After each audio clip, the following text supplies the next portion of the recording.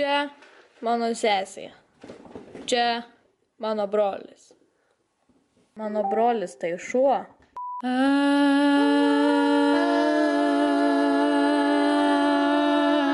Gyveno kartą Senelis. ir senutė. Jie turėjo Jonpetrį. Jis buvo gaidys fėja. Vieną kartą atėjo vienaragis be rago ir Jonpetrį sutraiškė. Kartu ir su senele ir seneliu. Pabaiga. Tai rimtai sutraiškė. Žodžiu, vieną dieną man atsitiko toks baisus dalykas. Ir nusprendžiau ateiti pas draugę ir paverkti dėl gyvenimo. Bet žvengiam tai iki ryto.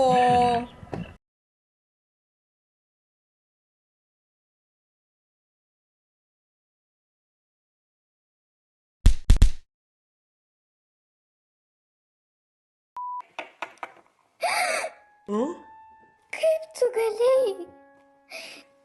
tu galėjai mane išduoti? Čia ne aš. Tikrai, aš tavęs neišduodu. Kaip tu galėjai mane išduoti? Su juo. Su juo? Taip, su juo. Kuo tokiu? Maistu. Neturiu žodžių, bet aš išeinu. O Dieve, kaip aš nekenčiau Justino Bieberio What Do You Mean dainos, jinai tokia šlykšti, aš negaliu jos klausyti.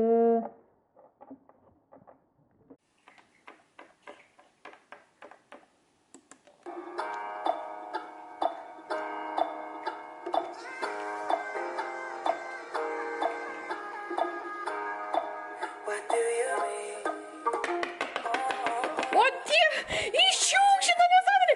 Išjung! Negaliu klausyti!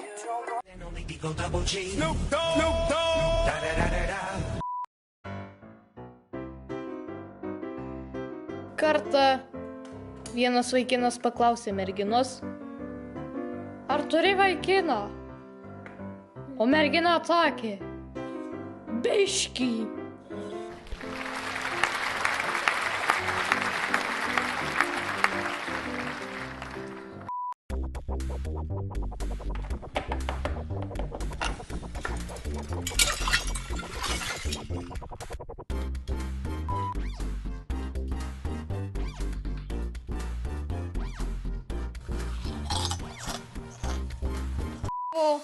Stalas. Buvo mokinys, kuris 10 metų buvo paliktas pirmoji klasėje. Jį palikdavo pirmoje klasėje dėl to, kad jis nemokėjo parašyti į nosinės. Jam mokytoja visą laik duodavo tą lentelę, kad išmoktų tą raidę. Bet jis neišmoksta, nes jisai žiūri aukštyn kojom. Vieną kartą jis apsisuko lentelę, paskaitė, mokytoja taip apsidžiaugė, tai ar išmokai tą raidę? Taip, tai yra raidė Sony. Mokytoja iš nevilties išėjo. Bet keliavo Jonpetris, buvo kažkur pametęs savo sparnus. Bet tai jam buvo nesvarbu, nes jis atėjo padėti. Jis paėmė lentelę ir ją nuspyrė. Jis paėmė stalą ir jį nuspyrė. Ir taip pat davė vaikui per galvą. Jis išskrido. Vaikas atsisuko ir suprato, kad jis jau čia sėdė 10 metų. Petris atėjo ir davė jam per veidą. Ir daugiau niekas nematė to mokinio. Pabaiga. Ėjo blondinė ir žiūri krepšinį. Ir sau galvoja, o kam jie tą kamuolį mėto į krepšį, jei jis vis tiek iškrenta?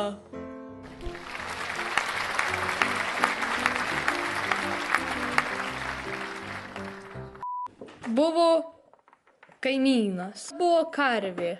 Jis sakė, įgaga.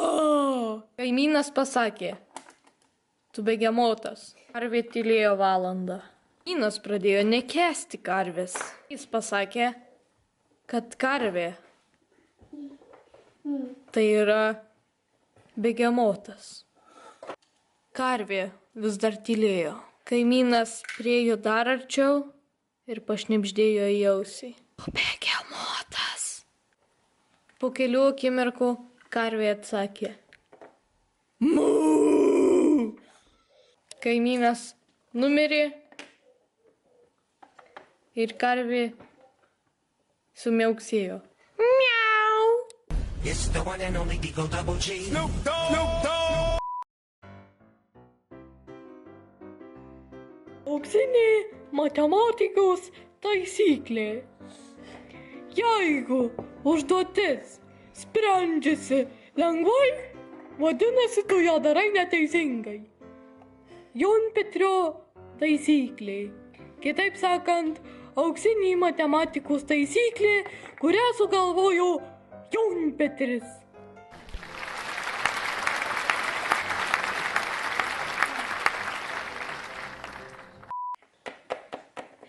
Laikas į mokyklą, kelkis tu greičiau.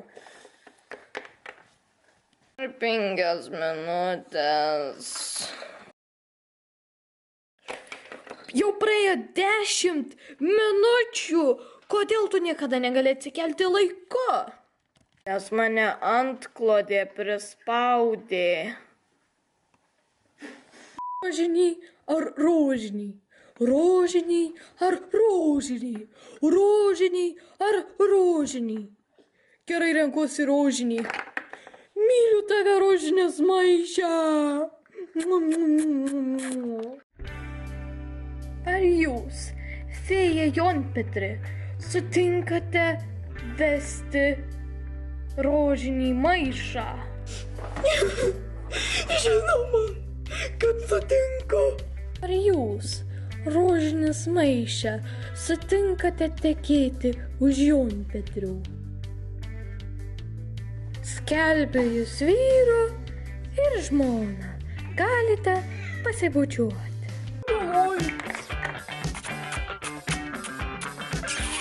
Olija, olija, olija, olija, olija, olija.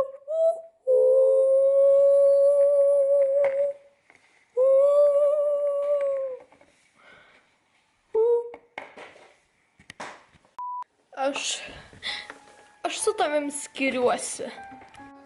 Kodėl? Nes aš supratau, kad tu ne man skirtas. Kaip suprast? Ką aš padariau? Tiesiog kažkas tarp mūsų negerai. Juk aš dariau viską dėl tavęs. Klausyk, aš tiesiog skiriuosi su tavim, nepyk. Bet kodėl? Pasakyk priežastį.